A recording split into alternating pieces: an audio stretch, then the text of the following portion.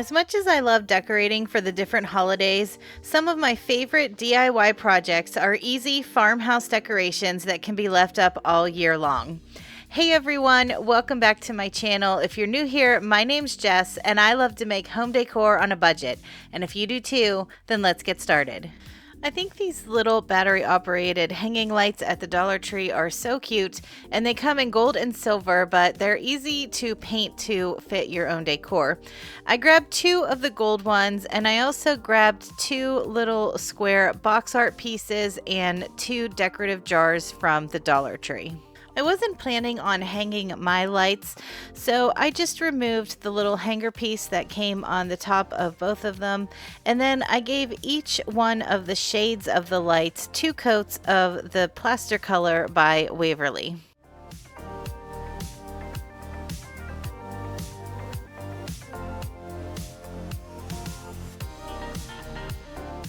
I didn't care for how the top of these lampshades looked, but I didn't want to completely cover it up because I still needed access to the switch so I could turn the lights on and off. I started by tracing the top of the light on some scrap pieces of cardboard and I cut the circles out. Then I took these really flat magnets that I had in my stash. I got these ones from Amazon. I'll make sure that they're linked in the description box below.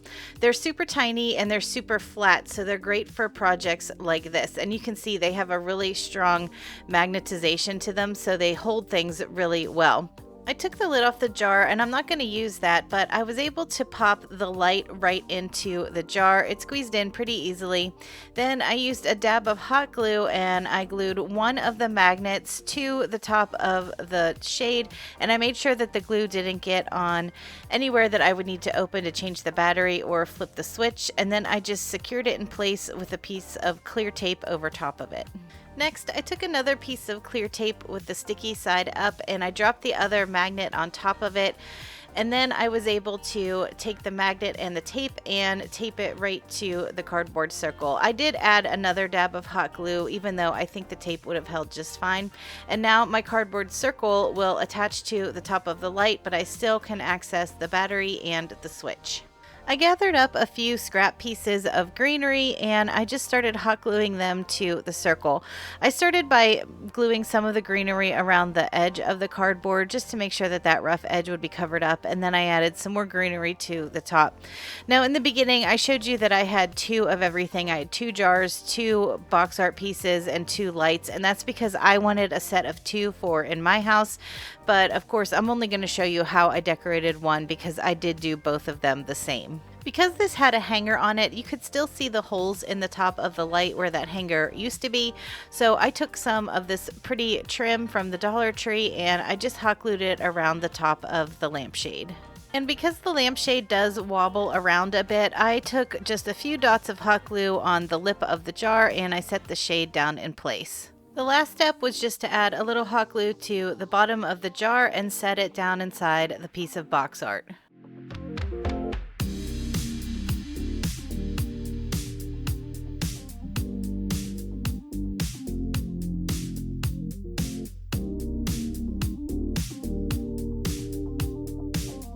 Dollar Tree always has great planters for spring and summer, and I loved this oval shaped one that had the little lace detail at the top. So I grabbed one of the white ones and I decided to dress it up just a little.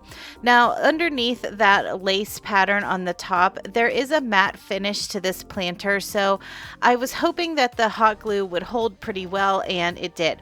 I took some nautical rope and I started right where the solid part of the planter and that lace detail meet, and I ran the rope along that line. I made sure that I used glue the whole way around so that the rope would stay even around the top, and then I wrapped it a few more times, adding hot glue here and there as I needed it.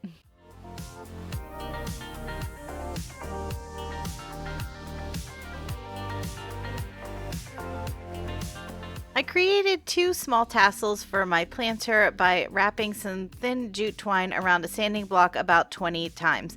On one side of the sanding block I tied another small piece of jute twine in place, and then on the opposite side I just cut all of the strings in half. Once all of my strings were off of the sanding block, I took another small piece of twine and about 3/4 to an inch down from the top of the tassel, I tied it in place and then I wrapped it around a few times and hot glued it.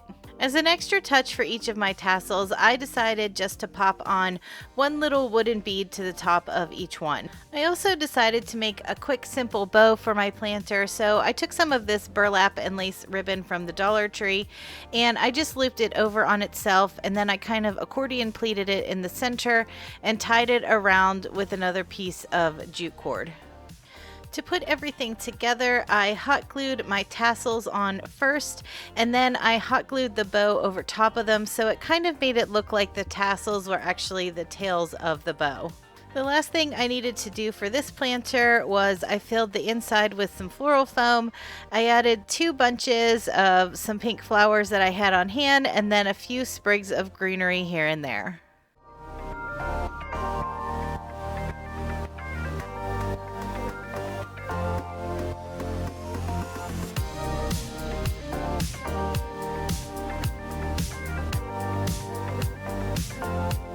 If you like these projects so far, please consider giving this video a big thumbs up and make sure you're subscribed to my channel if you haven't already. And if you're on social media, I am on Instagram at GlueLaLa. Now let's get finished with the rest of these projects. I was out of town a few weeks ago, so of course I had to check out the local Dollar Tree, and to my surprise, this Dollar Tree actually had a Dollar Tree Plus section, which my store does not, and I found some really cool things, including this really cute wooden tray for $3. I wanted to give my tray a really rustic look, so I started with my favorite color of chalk paint, which is the Plaster Color by Waverly, and I started painting it around all of the surfaces. I wouldn't say that I did a dry brush, but I definitely didn't do a full coverage coat either. And for the center of the tray, I was going to cover that up, but I did drop some of the paint into the center also, just to make sure that it had a little bit of paint on it too, in case any of those edges would get exposed. Then for the center of my tray, I took some of these giant craft sticks that I get at Walmart, and I had measured the inside of my tray, and mine measured about 8 1/8 of an inch wide. So I cut 9 of these giant craft sticks down to about 8 1/8 of an inch, and I always use my paper trimmer for this because I feel like it's the easiest way to get the most even cuts, especially whenever you need all of your sticks to be the same length. After all my sticks were cut, I went in with another color of the Waverly chalk paint, this time in mineral, and I gave each of the sticks one solid coat of that color. Once all of my paint had dried on the tray and the sticks, then I decided to dry brush all of the pieces in the opposite color. So I went in on the tray and I used the mineral color this time on the tray, and I dry brushed around all the edges and the corners. And then for the craft sticks, I went in with the plaster color and I dry brushed over those to make the sticks and the tray both look very cohesive. Now, if you're not into the farmhouse style, you could definitely still do this look, but you would probably just want to either keep the natural wood or use a stain, or just use solid paint colors and not do the dry brushing. I knew I needed there to be a slight gap in between each of the sticks, so to get it as even as possible, I always like to start on the outsides and work my way in. So I glued the 2 outside sticks down first, and then I went from the outsides towards the middle, and as I got closer to the middle, I could start adjusting the little gaps that I needed to leave in between the sticks so that it didn't look like there was a big gap on one side or the other. It just kind of gradually made its way into the center.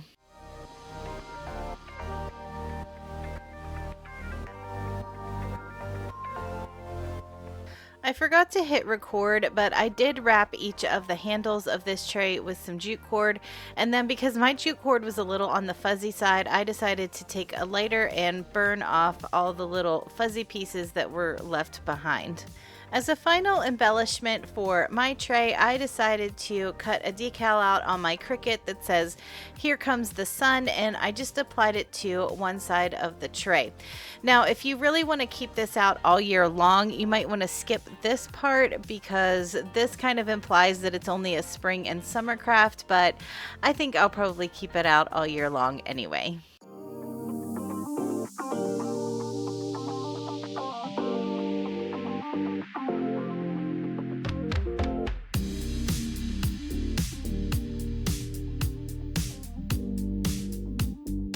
Another fun thing I found at that Dollar Tree Plus was this wooden pallet sign for $3, and it does have a hanger on it, but it's hanging in the wrong direction that I want my sign to hang. So I had to cut that rope off first, which was no big deal.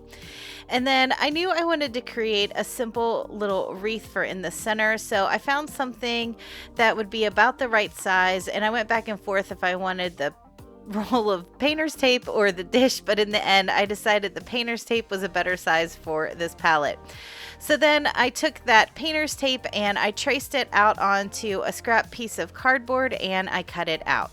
After my circle was cut, I went back through with a pair of scissors and I cut the center of the circle out, leaving about an inch gap the whole way around so that my new little mini wreath form is about an inch wide, kind of like a donut. I knew I was going to cover the cardboard wreath form up with flowers, but just in case any of it stuck out from underneath any of the flowers or the greenery, I decided to just take some thicker jute cord and wrap it the whole way around my cardboard ring. Now for the fun part, I took some scrap greenery pieces and some other little flowers that I had at my stash, and I started by just laying greenery around the whole base of the wreath form, and then I went back through with some little mini flowers and I filled in the gaps between the greenery.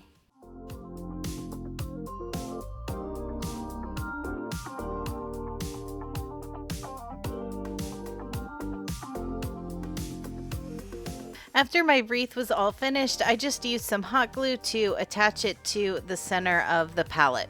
Like I mentioned earlier, the rope that was on this palette was in the wrong direction for what I wanted to do, but instead of just hot gluing another rope onto the palette in the other direction, I decided to make it a little fancier and I strung together some mini wooden beads to use as my hanger.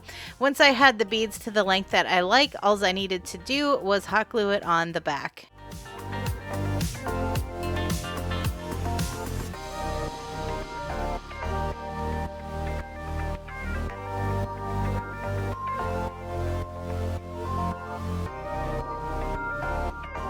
One of my favorite things to make are wood bead garlands, and I feel like it's been a while since I've made one.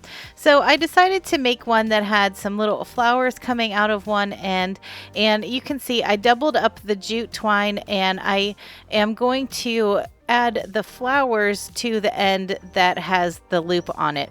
So I made sure that I picked out pieces of greenery and flowers that had two stems coming together so that I would have something to add on, or I would have a place to put my jute. So you can see I gathered them all up and I just ran the jute through the top of where all of the stems and the flowers came together, and I added a dab of hot glue, one to keep the flowers together and two to keep the jute in place also.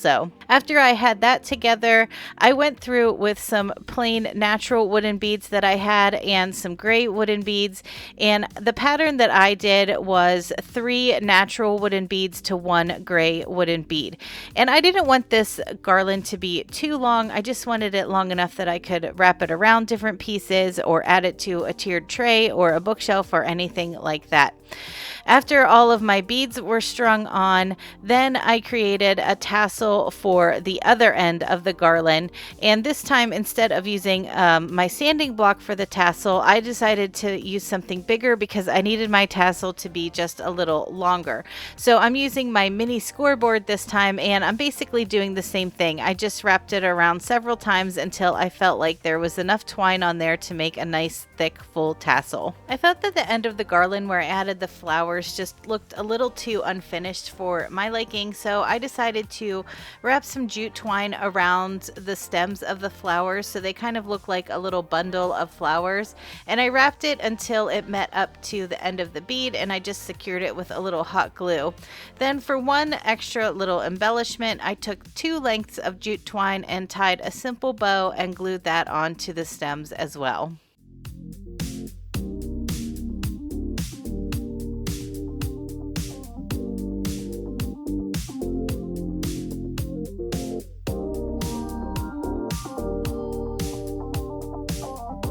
Thanks for hanging out in the craft room with me today. You'll have to let me know in the comments which project was your favorite. I left some videos on the screen that I think you might enjoy. I hope you have a great week, and I'll talk to you in the next one.